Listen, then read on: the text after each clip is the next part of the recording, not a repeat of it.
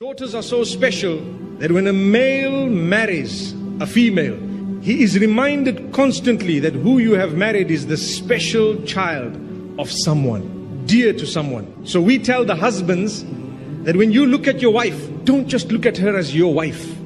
That's not the only title she has. She had a title before that which was more dear and more valuable. What was it? She is the daughter of so-and-so.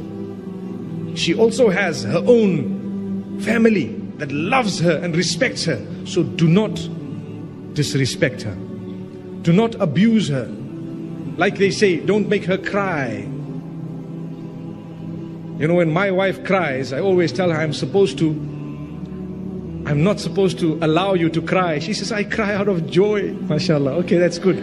That's a good sign. So if you're crying out of joy and happiness, alhamdulillah. But if you're crying out of, sadness, you're stuck, there's no way forward, wallahi, Allah has heard the cry of a wife and a daughter. If you take a look at Surah Al-Mujadalah, named after a woman who came through in order to present her case to Muhammad sallallahu alaihi wasallam, where the husband became disinterested in her. Listen to this.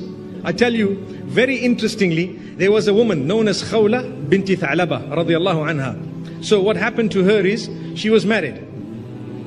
She complained because her husband started losing interest or showed disinterest. He was not interested.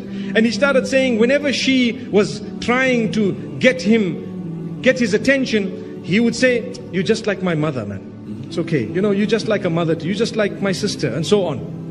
She went to Muhammad sallallahu alaihi wasallam crying, weeping, complaining, what do I do? This man is saying this to me. He refuses to touch me, and at the same time, he is the one who impregnated me. He gave me the children. He is the one who did this.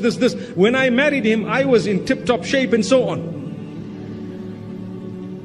My mothers and sisters, I just want to pause for a moment to tell you that that does not mean that when you have given birth, you should just lose yourself. No, go back. You will be able to retain a lot if you work on it.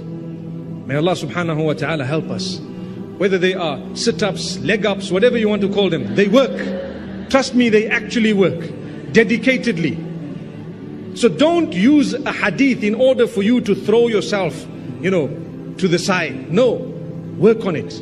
You will feel good by the will of Allah. Like I said, do it for the right reasons. Going back to this narration. So as she's complaining, do you know what happened? The Prophet ﷺ, obviously it's a difficult situation. What do you say? You need to convince the man.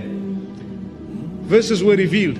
Indeed, Allah has heard the argument of the woman who has come to you complaining to Allah subhanahu wa ta'ala. Allah has heard it, and then He gives the response, and it's a long set of verses where Allah speaks of the punishment of those who say those type of statements and how special and important the woman is.